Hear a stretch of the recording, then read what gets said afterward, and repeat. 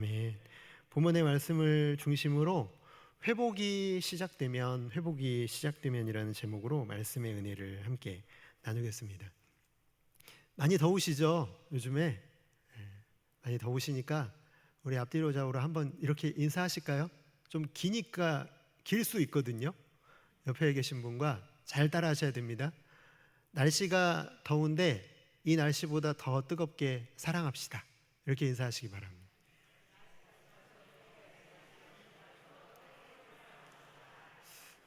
몇몇 분들은 까먹으신 것 같은데요. 길어서 못하신 것 같은데 약간 표정이 어두우신 거 보니까 다시 한번 날씨가 덥지만 더 뜨거운 사랑으로 사랑합시다. 다시 한번 자 시작.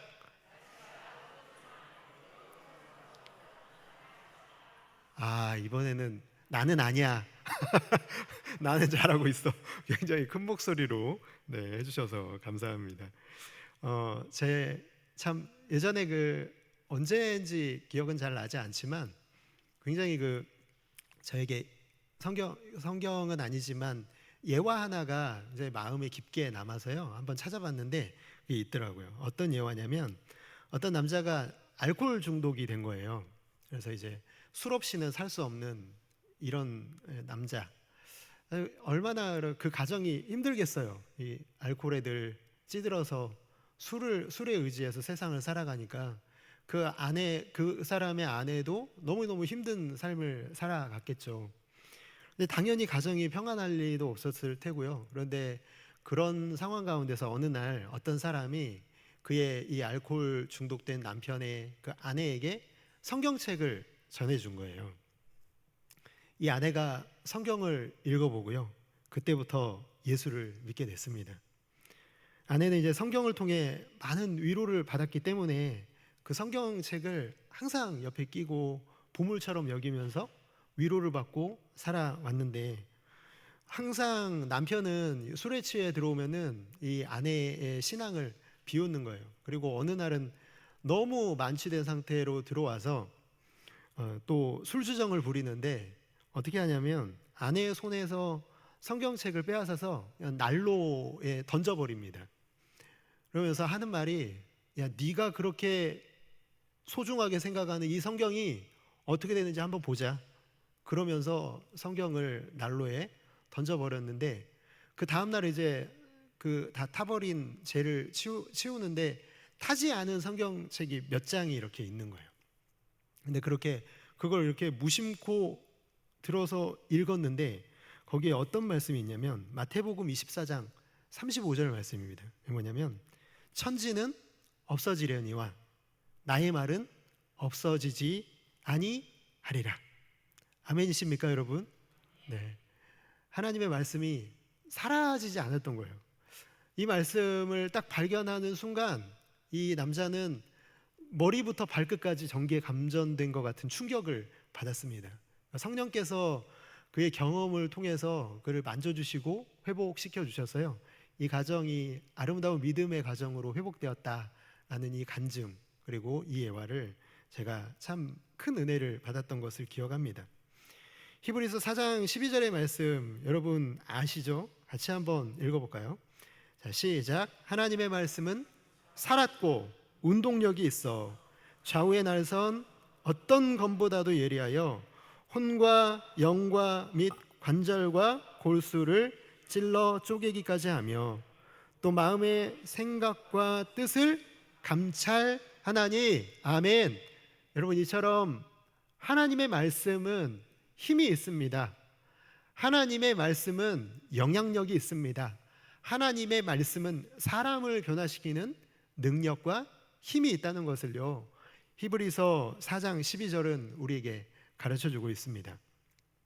그러나 여러분 위대한 사람 옆에 있다고 해서 내가 위대해지나요? 배부른 사람 옆에 있다고 해서 내가 배불러지나요? 그렇지 않죠. 우리를 변화시키는 힘도 새로운 삶을 가능하게 하는 것도 하나님의 말씀을 다른 사람이 아닌 내가 가까이 함으로 얻게 됩니다. 궁금한 것은 이것이죠. 하나님의 말씀이 능력 있다면 그렇게 능력 있는 말씀이 도대체 왜 내 삶에서는 관통하지 않고 내 삶을 변화시키지 않는 것인가? 그게 우리에게는 계속되는 궁금증일 수밖에 없습니다. 오늘 본문 말씀을 통해서 그 이유를 함께 찾아보기를 원합니다. 오늘 말씀의 배경은 수문 앞 광장이라고 하는 곳에 많은 사람들이 지금 모여 있습니다. 여러분, 느헤미야서를 계속해서 우리가 살펴보고 있잖아요. 그러니까 이 느헤미야서의 8장 이전에 어디까지 우리가 나갔냐면 드디어 52일 만에 예루살렘 성벽이 완성되었죠. 여러분, 그렇다면은 우리가 왜 모였나 생각을 해보면 합리적으로 왜 모였을까요? 성벽 낙성식을 위해서 모인 것이 아닌가? 이런 합리적인 생각을 할 수가 있습니다. 그러나 여러분, 이상합니다. 성벽 낙성식을 하기 위해서 모인 사람들이 그들의 입에서 나오는 말을 들어보니까 그 이유가 분명히 아니라는 걸 우리가 알게 되죠. 아까 우리가 말씀 읽었잖아요. 보면은 8장 1절의 말씀 다시 한번 읽어볼까요? 그러면 어떤 내용인지 한번 알 수가 있는데 같이 한번 읽어보겠습니다. 시작. 이스라엘 자손이 이르러 모든 백성이 일제히 수문 앞 광장에 모여 학사 에스라에게 여호와께서 이스라엘에게 명령하신 모세의 율법책을 뭐 때문에 지금 모였다는 거예요? 모세의 율법책을 가져오라는 거예요. 왜 가져오라는 거예요? 가져와서 읽어달라는 거예요. 하나님의 말씀을 가져와서 읽어주기를 청하고 있는 이 이스라엘 백성들, 전혀 성벽 낙성식과는 관련이 없다는 것을 알 수가 있죠. 더 놀라운 것은요, 이 백성들이 말씀을 읽을 때에 보이고 있는 반응입니다. 느헤미야서 8장 5절에 보니까 에스라가 모든 백성 위에 서서 그들 목전에 책을 펴니, 그 뒤에 노란색으로 뭐라고 되어 있습니까? 책을 펼 때에 모든 백성이 어떻게 했습니까? 일어났습니다. 성경책을 펼치자마자, 물론 그때는 두루마리로 되어 있었죠. 펼치니까 어떻게 했다고요? 모든 백성이 앉아있지 않았어요. 그 자리에서 다 일어났습니다. 그뿐만이 아니죠. 6절의 말씀을 보니까 에스라가 위대하신 하나님 여호와를 송축하매, 거기 있던 모든 백성이 어떻게 했냐면 손을 들고 아멘 아멘 하고 응답하고 몸을 굽혀 얼굴을 땅에 대고 여호와께 경배하고 있는 모습이 나타나 있습니다. 누가 일어나라고 얘기한 게 아니에요. 자, 우리 말씀을 펼쳤으니까 하나님의 말씀 앞에 우리가 앉아 있을 수 없죠. 다 일어납시다. 그렇게 얘기를 어떤 분이 일어나려고 하셨는데 그게 아니죠. 말씀을 읽으면서 일어나라고 한 게 아니에요. 일어납시다 얘기를 하지도 않았는데 어떻게 한 거예요? 모든 백성이 일제히 다 일어났다는 거예요. 하나님의 말씀을 앉아서 들을 수가 없는 이스라엘 백성들의 마음이 여기 담겨 있죠. 6절에서도 그렇죠. 에스라가 하나님 여호와를 송축할 때 백성들이 그 송축하는 그 소리에 맞춰서 손을 들고서 아멘 아멘, 그 다음에 땅에 엎드려서 하나님을 경배하고 있는 이 모습은요, 누가 시켜서 할 수 있는 게 아니었다는 거예요. 그리고 이게 잠깐이 아니죠.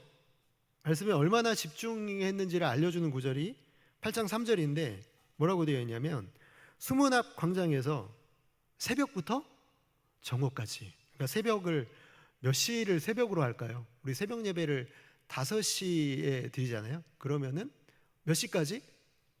정오면 밥 먹는 시간까지 6시간 이상, 아마도 7시간도 될 수 있고 어느 정도인지는 알 수가 없지만 꽤 오랜 시간을 하나님의 말씀을 듣고 있었다는 거예요. 그것도 앉아 있는 게 아니라 어떻게 해요? 선체로 그 상태 그대로 서서 하나님의 말씀을 듣고 있는 이 모습, 온전히 집중하고 있는 이스라엘 백성들의 모습을 우리가 살펴볼 수가 있죠. 자발적으로 하나님의 말씀을 들으려고 나왔고 마치 말씀이 내 생명줄인 것처럼 민감하고 적극적으로 행동하는 이스라엘 백성들의 모습은요, 그냥 뭐 필요한 거니까 한번 해보자, 뭐 좋은 게 좋은 거니까 우리 이번에는 한번 이렇게 해볼까, 이렇게 저렇게 해볼까, 아 그래 좋은 일이니까 다 같이 동참해서 하자, 그런 게 아닙니다. 살고자 하는 절박함에서 나오고 있는 거예요. 말씀이 나를 살린다고 생각하지 않으면 이렇게 행동이 나오지가 않죠. 하나님의 말씀 앞에 그 말씀을 정말 하나님의 음성인 것처럼 듣지 않는 사람은요, 그 말씀 앞에서 이런 반응이 나올 수가 없다는 거예요. 이스라엘 백성들은 도대체 왜 이런 태도를 취하고 있느냐, 그게 중요하죠. 이스라엘 백성들은 바벨론에 사로잡혀 갔다가 지금 역대하 말씀 새벽에 계속 보고 있잖아요. 역대하 말씀에 이어지고 있는 말씀이 에스라, 느헤미야 아닙니까? 포로 귀환한 이후에 그 삶이죠. 그때 그들이 바벨론에 사로잡혀 갔다가 다시 귀환한 포로민들이었다는 거예요. 이 사람들은 그 쓰라린 그 포로 생활 중에서 곱씹고 또 곱씹으면서 다시는 그때의 이 아픔을 우리가 겪지 말자 하면서 배우고 또 배우고 외우고 또 외웠던 거, 그게 뭡니까? 그 한 가지 사실을 배웠는데 하나님의 말씀을 버린 백성이 망했다는 거예요. 유다가 망한 이유는 다른 게 아니에요. 힘이 약해서 망한 게 아니라 하나님의 말씀을 버렸기 때문에 망했다는 거예요. 조상들이 하나님의 말씀을 버린 게 아니라 내가 하나님의 말씀을 버렸기 때문에, 나와 조상들이 버렸기 때문에 우리가 망했다. 그렇기 때문에 이스라엘 백성들은 지금 생명을 걸고서 하나님의 말씀 앞에 나와 있는 것을 보게 됩니다. 성경에는요, 말씀을 대하는 태도가 너무 다른 두 사람이 등장하는데요, 두 사람 다 남유다의 왕이었거든요. 남유다가 멸망하기 직전에, 남유다 거의 뭐 멸망한 거나 마찬가지인 그 시대, 남유다가 멸망하기 불과 몇십 년 남지 않은 그때에 남유다의 18대 왕이었던 여호야김은요, 하나님의 말씀이 적힌 두루마리를 통해서 많은 백성이 회개하고 하나님 앞에 돌아온다는 소식을 듣고요, 그 두루마리, 말씀이 적힌 두루마리를 가지고 오라고 얘기를 합니다. 근데 그 말씀을 들어요. 읽으라고 말하고 듣습니다. 그 뒤에 그가 한 행동은 정말 충격적인데요, 어떻게 하냐면 그 두루마리를 건네받아서 칼로 자른 다음에 화롯불에 넣어버립니다. 태워버리는 것이죠. 마치 제가 서두에 말씀 시작할 때 성경책을 난로에 던져버렸던 것처럼요, 그렇게 태워버리는 여호야김, 아주 악한 왕이었죠. 말씀을 대하는 태도가 이렇다는 거예요. 하나님의 말씀을 듣기는 들어도 그의 마음에 전혀 깨달아지지가 않았다는 거예요. 반면 여호야김, 18대 왕의 아버지였던 남유다의 16대 왕, 남유다 모든 역대 왕들을 통틀어서 가장 선한 왕이었던 요시야 왕은요, 성전에 숨겨져 있던 율법책, 성경을 발견했을 때 가지고 오라고 해서 들을 때 그는 그 말씀을 듣고 옷을 찢습니다. 옷을 찢은 게 문제가 아니라요, 그의 마음을 찢은 거죠. 하나님 앞에서요, 얼마나 깊이 회개했는지, 그냥 그 행위를, 내가 얼마나 깊이 회개하고 있는지를 겉으로 드러내는 행위가 옷을 찢는 거예요. 마음을 찢고 옷을 찢는 이 요시야 왕은요, 그 말씀을 들은 그날에 그의 삶의 방향이 완전히 바뀌었다는 거예요. 요시야에게는 말씀이 곧 하나님이셨던 겁니다. 말씀이 그냥 귀로만 들린 게 아니라 그 들은 말씀이 깨달아질 때 그의 삶이 완전히 변했다라는 것입니다. 이처럼 여러분, 말씀이 들려도 깨닫지 못하면 이렇게 엄청난 차이를 불러오게 되는 것이죠. 여러분, 우리는 어떻게 말씀을 대하고 있습니까? 여러분 앞에는 다 이 성경이 놓여 있죠. 여러분, 이 말씀, 이 생명의 말씀이 여러분에게는 어떻게 다가오고 있습니까? 혹시 오늘 말씀을 들으러 나올 때 어떤 마음으로 나오셨습니까? 말씀으로 한번 나를 설득해 봐라. 받아들일지 말지는 내가 그 뒤에 결정하겠다. 오늘날 많은 사람들이요, 하나님의 말씀을 대할 때 이렇게 대하고 있지 않은지 생각해 보게 됩니다. 말씀을 전하는 설교자가 누구냐에 따라서 태도가 바뀌고요, 그날 내 기분과 환경이 어떠냐에 따라서 내 태도가 바뀌고, 여러분 그렇게 말씀을 대한다면요, 죄송하지만 말씀을 찢어버린 여호야김 왕처럼 과격한 행동은 아닐지라도요, 이미 말씀에 대한 존중, 말씀에 대한 기대, 말씀에 대한 설렘, 말씀에 대한 하나님에 대한 땅에 엎드리는 경배는 전혀 없는 것 아니겠습니까? 그것은요, 하나님의 말씀의 권위를 따르는 게 아니라 사람의 권위를 따르는 것이고요, 내 수준의 내 기준으로 성경을 판단하고 있는 것, 그것은 정말 망할 일입니다.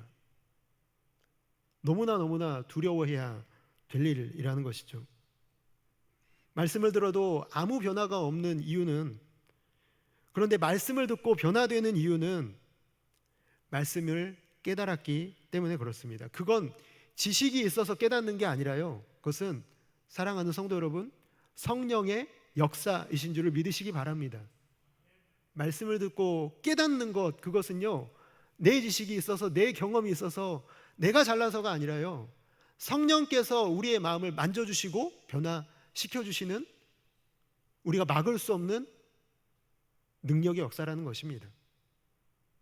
우리 사랑하는 모든 이곳에 있는 성도 여러분들께 하나님의 말씀이 임하고 성령의 역사로 말미암아 그 말씀이 깨달아지는 은혜가 있게 되기를 주님의 이름으로 축복합니다. 그래서 본문에서는요, 깨닫다라는 말씀이 무려 8번이나 등장하거든요. 8번이나 계속해서 깨닫다. 백성들이 말씀을 들을 때 레위 사람들이 옆에서 계속해서 설명을 해주는 거예요. 이 말씀이 이런 거라고. 옆에 서 있던, 에스라의 옆에 서 있던 레위 사람들, 모든 이 백성들 사이에 서 있던 레위 사람들이 말씀을 깨달을 수 있도록 옆에서 도와줬다라는 거예요. 근데 말씀을 깨닫고 보니까 변화가 일어나는데, 어떤 변화냐면요, 말씀에 비춰본 자신들의 모습을 보게 되는 거예요. 말씀이 깨달아지면 누가 보이냐면 다른 사람이 보이는 게 아니라 내가 보이는 거예요. 하나님의 이 생명의 말씀이 뚫고 들어와서요, 나의 패역한 내 자신의 모습을 보여주는 거예요. 죄악에 깊이 물들어 있는 내 자신을 보여주는 그 현장 앞에서 어떤 것도 감출 수가 없는 것이죠. 말씀이 정말 투시하는 것처럼 말씀이 현미경이 되어서 우리 자신의 그 더러운 것들을 다 보여주시는 것이죠. 우리가 입 밖으로 뱉은 그동안에 했던 말들이 얼마나 더러운 말들이었는지, 내 행동이 하나님의 말씀에 비춰볼 때 얼마나 패역하고 죄악된 것이었는지, 조상들이 하나님께 반항하여 범한 죄, 내가 하나님께 반항하여 범한 죄가 얼마나 무겁고 끔찍한 것이었는지를 말씀이 깨달아지면 보게 되는 것입니다. 하나님의 무서운 진노 아래 있음을 깨닫게 되면 느헤미야서 8장 9절 상반절의 말씀처럼 반응할 수밖에 없는 거예요. 뭐라고 되어 있습니까? 백성이 율법의 말씀을 듣고 뭐라고 되어 있어요? 아멘. 다 어떻게 한대요? 울 수밖에 없는 거예요. 울음이 터져 나오는 거예요. 죄가 깨달아지니까. 하나님의 기준은 너무 높고 높은 기준인데, 반면에 내 그 기준에 한없이 작은 나를, 죄악된 나를 비춰보면 그 기준에 너무너무 못 미치는 내 자신의 모습을 발견하게 되는 거예요. 그 기준이 한없이 부족한 내 자신의 큰일 난 상태를 깨닫게 하면 울 수밖에 없는 거죠. 저는 그런 생각을 하게 되더라고요. 오늘 말씀을 묵상하면서 어떤 사람이 어느 날부턴가, 이런 일은 많이 있죠. 몸이 안 좋은 거예요. 근데 피곤할 수 있잖아요. 가볍게 무시했어요. 아, 내가 자고 일어나면 내일은 괜찮을 거야. 그런데 그게 하루가 지나고 이틀이 지나고 그런 증상들이 점점 더 심해져 가는 거예요. 근데 여전히 이 사람은 자신의 건강을 믿어요. 아니야, 나는 지금 건강해. 나 지금 멀쩡하잖아. 나 지금 잘 움직이고 있잖아. 그런데 어느 날 그 사람이 쓰러져서 병원에 실려가서 듣게 된 소식은 청천벽력 같은 소식이죠. 의사가 얘기하는 게 심각한 중병인데 왜 이제 오셨냐고. 이미 늦었으니까 삶을 정리하시라는 이 말씀을 들을 때요, 여러분, 그 소식을 전해 들으면 어떻게 하겠습니까? 그 사람은 정말 병을 고치기 위해서 모든 일을 하지 않겠습니까? 내가 할 수 있는 모든 일을 다 할 것입니다. 좋은 의사, 좋은 병원을 찾아갈 것이고요, 살기 위한 모든 조치를 취하지 않겠습니까? 이스라엘 백성들이 바로 그런 심정으로 하나님 앞에 섰다는 거예요. 내가 죽을 목숨이었는데 그걸 지금까지 몰랐네. 내가 지금 절벽의 구렁텅이 앞에, 죽음의 문턱 앞에 서 있는데도 불구하고 나는 아무렇지 않게 건강한 사람인 것처럼 내가 지금까지 살아왔네. 그걸 깨달으니까 본능이 말하는 거예요. 살고 싶다면 말씀을 들어라. 살고 싶다면 말씀 앞에 엎드려라. 살고 싶다면 말씀을 듣고 성령의 역사를 너의 마음속에서 받아들여라. 이것을 백성들은 깨닫게 되는 거예요. 살기 위해서요.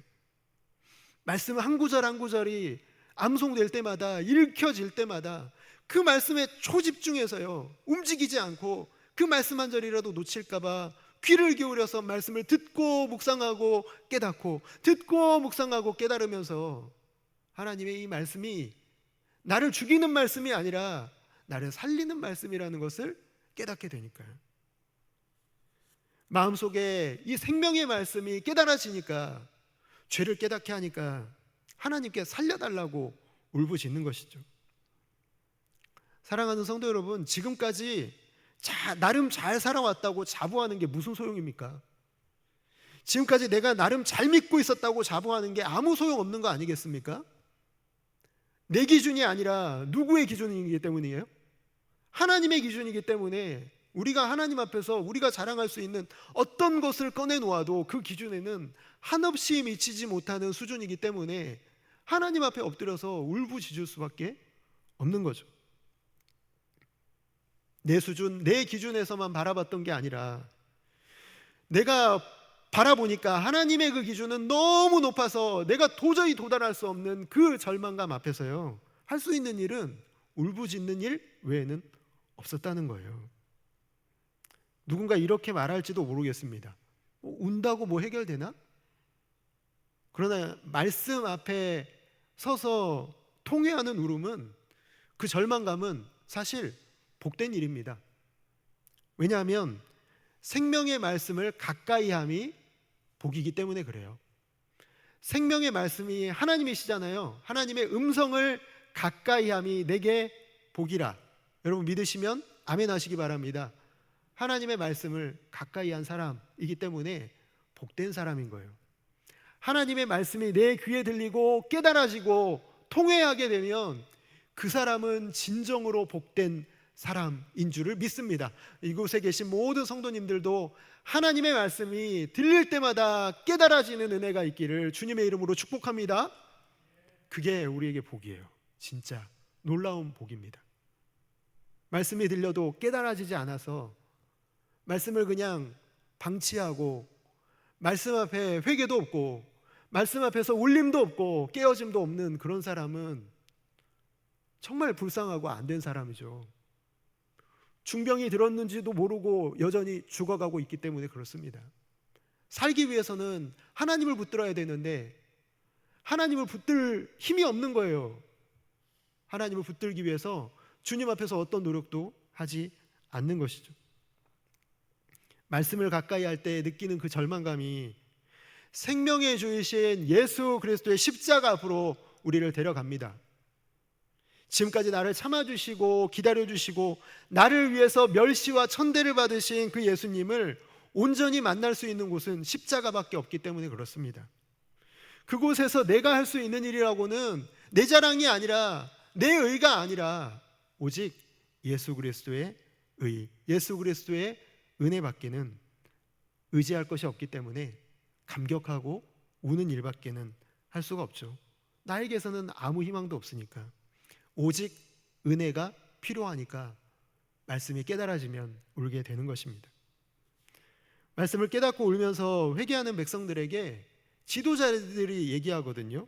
오늘 뭐라고 얘기하냐면 오늘은 너희 하나님의 성일이니 슬퍼하지 말며 울지 말라고 말합니다.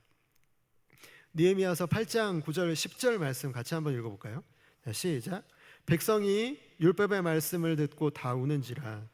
총독 느헤미야와 제사장 겸 학사 에스라와 백성을 가르치는 레위 사람들이 모든 백성에게 이르기를 오늘은 너희 하나님 여호와의 성일이니 슬퍼하지 말며 울지 말라 하고, 느헤미야가 또 그들에게 이르기를 너희는 가서 살찐 것을 먹고 단 것을 마시되 준비하지 못한 자에게는 나누어 주라. 이날은 우리 주의 성일이니 근심하지 말라. 여호와로 인하여 기뻐하는 것이 너희의 힘이니라 하고. 아멘. 이 본문을 봤을 때 저는 이해가 되지 않았어요. 왜냐하면 울지 말라고 하는, 왜 울지 말라는 거예요? 아니, 왜 우는 사람들을 못 울게 합니까?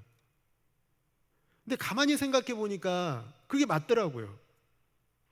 왜냐하면 지도자들이 얘기한 건 무슨 의미냐면 하나님이 이미 그들이 울 때 용서하셨다는 거예요. 여러분, 자녀가 잘못해서 부모가 이렇게 매를 들잖아요. 그러면은 자녀들 가운데 아주 영특한 자녀들은 매를 맞고 있습니까? 어떻게 합니까? 부모의 품으로 뛰어들잖아요. 잘못했다고 얘기하면서. 그러면 이렇게 다시 밀쳐내고 막 때립니까? 그런 부모가 있습니까? 내 품에 뛰어들어서 용서해달라고 우는 아이를 때리는 부모는 이 세상에 없습니다. 여러분, 지금 이스라엘 백성들이 하나님 앞에 울면서 회개하는 그 모습을 보고 하나님이 이미 용서하셨다는 거예요. 용서받은 아이가 어떻게 합니까? 바로 웃잖아요. 그렇지 않습니까? 바로 웃죠. 아빠, 화 다 풀렸어? 아빠 속상하게 해서 진짜 미안해. 이러면서 웃는 거 아닙니까? 웃어야죠. 기뻐해야죠. 왜냐하면 용서받았으니까요. 그것을 말씀하고 있는 겁니다. 그 말 한마디에 부모의 마음이 다 녹는 것처럼요, 마치 이 부모의 마음처럼 이스라엘 백성들을 향한 하나님의 마음도 그러셨을 거예요. 하나님이 이스라엘 백성들이 처절하게 말씀을 듣고 깨닫고 회개할 때 하나님은 그 마음으로 품어주시고 용서해 주셨다는 거예요. 출애굽기 34장 6절의 말씀을 보면서 정말 엄청난 감동을 느꼈거든요. 여러분도 같이 한번 느껴보시겠어요? 같이 한번 읽어보겠습니다. 시작. 여호와께서 그의 앞으로 지나시며 선포하시되 여호와라 여호와라 자비롭고 은혜롭고 노하기를 더디하고 인자와 진실이 많은 하나님이라. 아멘. 여러분, 저만 은혜 받는가요? 여러분 은혜 안 되세요? 알겠습니다. 정말 아멘 3번 하고 싶어요. 아멘, 아멘, 아멘. 우리 하나님 이런 분이신 거예요. 우리 하나님은 은혜롭고 자비롭고 노하기를 더디하고 인자와 진실이 많은 하나님이시라. 우리가 믿는 하나님, 이런 하나님을 우리가 믿고 의지할 때 하나님은 노하기를 더디하시며 용서해 주시는 것입니다. 마치 동이 서에서 먼 것 같이 우리의 죄과를 우리에게서 멀리 옮기시는 그 하나님의 용서의 능력이 여기에 나타나 있습니다. 마치 평생 죄짓지 않은 사람처럼, 단 한 번도 죄짓지 않은 사람처럼 깨끗한 의인으로 대하시는 우리 하나님의 그 용서의 능력이, 용서의 은혜가 임하면 여러분 어떻게 기뻐하지 않을 수가 있어요? 하나님의 이 능력, 하나님의 이 용서의 자비로 품어주심 가운데서요, 이스라엘 백성들은 기뻐하지 않을 수가 없는 거예요. 수문학 광장은 울음바다에서 뭘로 바뀌었냐면 잔치자리로 바뀌었다는 거예요. 슬퍼 울었지만요, 더 이상 슬퍼하지 않아도 되는 그 용서의 자리. 원수였던 사람들이 얼싸안고 서로를 용서하고, 내가 용서합니다, 서로 용서하는 그 화해, 화합, 평화의 자리. 누구도 소외되는 사람들 없이 남녀노소 누구나 다 모여서 함께 음식을 나누어 먹는 잔치의 자리, 그런 곳으로 변화되어 있는 것을 보여주고 있습니다. 느헤미야의 말대로 여호와를 기뻐했더니 그게 우리의 힘이 되는 것을 보여주고 있었다는 거예요. 하나님을 바라보면 기쁨이 찾아오고 슬픔을 이겨낼 수 있는 힘이 나타납니다. 혹시 이곳에 계신 여러분들의 삶에 슬픔이 있습니까? 예, 왜 없으시겠습니까? 슬픔도 있고 우울함도 찾아왔을 것이고요. 낙심되고 절망되는 상황 가운데 계시지 않은 분이 어디 있겠습니까? 누구에게나 다 그런 근심, 그런 걱정, 그런 염려, 그런 아픔들이 누구에게나 있죠. 누가복음 7장에 보면은 그런 환경 가운데 처해 있었던 한 여인을 소개하고 있는데요. 이 여인은 자신의 전부였던 외아들이 죽음을 당했습니다. 극도의 슬픔 가운데 있었던 나인성 과부의 이야기죠. 정말 힘겹게 정말 정신을 붙잡고서 기절하지 않고 그저 장례 행렬을 따라가는 것 외에는 아무것도 할 수 없었던 이 나인성 과부에게 무슨 소망이 있었겠습니까? 거기에 있었던 사람들 모두도 그 사실을 너무나 잘 알고 있었기 때문에 그저 숨죽이면서 따라가는 것 외에는 그 무거운 걸음을 옮길 수밖에 없는 극도로 우울한 이 장례 행렬을 멈춰 세우시는 분이 계시는데 그분이 예수님이셨어요. 예수님이 그 행렬을 멈추시고 그 관에, 그 죽은 아들의 관에 손을 대시고 이렇게 말씀하십니다. 예수께서 이르시되 청년아 내가 내게 말하노니 일어나라, 일어나라. 그렇게 말씀하셨더니요, 말씀대로 청년이 일어났습니다. 여러분, 그 순간에 나인성 과부는 더 이상 아들을 잃은 어머니가 아니에요. 아들을 다시 찾은 어머니가 되었습니다. 사망에서 생명으로 장례 행렬이 다시 축제와 잔치의 행렬로 변화되는 것을 경험했다라는 거예요. 사랑하는 성도 여러분, 주님은 우리 인생을 그렇게 바꾸시려고 이 땅에 오신 줄을 믿습니다. 저와 여러분들에게도 동일한 역사를 일으키기 위해서 슬픔과 절망 가운데 있는 영혼들을 다시 소망과 회복과 능력의 역사로 우리를 이끌기 위해서 주님이 우리 가운데 죽으시고 다시 살아나신, 죄의 권세 아래 묶여있는 우리를 다시 믿음의 자녀로 하나님 나라의 잔치자리의 공동체로 우리를 부르신 것을 누가복음 7장을 통해서 우리는 확인할 수가 있는 것입니다. 언제나 문제는 우리죠. 여러분, 가슴에 한번 손을 얹고 생각해 보세요. 하나님의 말씀 때문에 뜨거웠던 적이 언제입니까?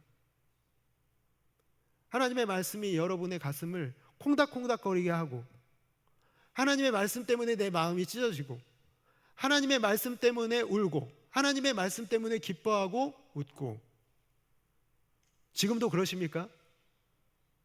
하나님의 말씀이 여러분 귀에 들려서 깨달아졌을 때 지금도 여러분의 가슴을 그렇게 움직이고 역사하고 계시냐는 것입니다. 아니면 정말 차갑게 식은 과거의 기억만 남아있지 않습니까? 그래, 내가 예전에는 뜨거웠지라는 그 기억을 붙들고 살아가고 있지는 않습니까? 시한부 선고를 받은 환자가 죽을 둥 살 둥 살 길을 찾듯이 그렇게 하나님을 붙들고 있는 것처럼 여러분, 그렇게 하나님을 붙들고 계십니까? 말씀 앞에 엎드려 계십니까? 아니면 미지근한 현재의 신앙도 괜찮아 라고 스스로 위로하면서 그냥 그저 그런 신앙으로 말씀 없는, 말씀이 내 마음을 후벼파지 못하는 그냥 그런 미지근한 신앙에 머물러 계십니까? 많은 분들이 부흥을 꿈꾸신다고 얘기해요. 우리 동부교회의 부흥을 꿈꿉니다. 그런데 정답이 아니라 오답을 찾고 계시는 것 같아요. 부흥은 어디서 옵니까? 으쌰으쌰 하면 옵니까? 많은 프로그램들을 했을 때 옵니까? 아니요, 여러분, 사랑하는 성도 여러분, 부흥은 오늘 우리가 본문의 말씀에서 발견한 것처럼 말씀에서 부흥이 일어나는 줄을 믿으시기 바랍니다. 그게 정답이에요. 오늘 그 정답을 우리는 알고 있습니다. 오답이 아니라 정답을 찾은 우리는요, 다시 회복이 시작되기를 원한다면 그 해답의 실마리를 말씀의 부흥에서 찾아야 되는 것입니다. 너무너무 감사하게도 그 말씀의 부흥의 기회가 얼마 남지 않았죠. 21일부터 23일까지 자연스럽게 부흥의 광고로 넘어갑니다. 부흥회가 21일부터 23일까지 진행됩니다. 여러분, 우리가 함께 같이 기대했으면 좋겠습니다. 여러분, 우리의 인생을 변화시킬 말씀으로 역사해 달라고 같이 기대하고 기도할 수 있기를 주님의 이름으로 축복합니다. 말씀의 부흥의 역사가 우리 동부교회를 뒤집어 놓고 우리의 삶을 뒤집어 놓고 모든 것이 하나님의 아름다운 질서 아래 다시 한번 회복되게 해달라고 간절히 원하실 때에 놀라운 부흥의 역사가 일어날 줄을 믿습니다. 성경을 펼 때 다시 여러분 일어나시기를 바랍니다. 말씀이 선포될 때 땅에 엎드려 경배할 정도로 하나님의 말씀 앞에 엎드리시길 바랍니다. 날마다 말씀을 사모하기 때문에 곁에서 말씀을 멀리 떨어뜨려 놓지 않고 매일매일 그 말씀을 여러분 곁에 두고 묵상하시기를 바랍니다. 매일매일 묵상한 그 말씀에 나의 삶을 비추어서 방향을 수정하는, 사랑하는 우리 모든 귀한 성도 여러분들이 다 되도록 간절히 기도하시기를, 모든 성도 여러분들 다 되시기를 주님의 이름으로 축복합니다.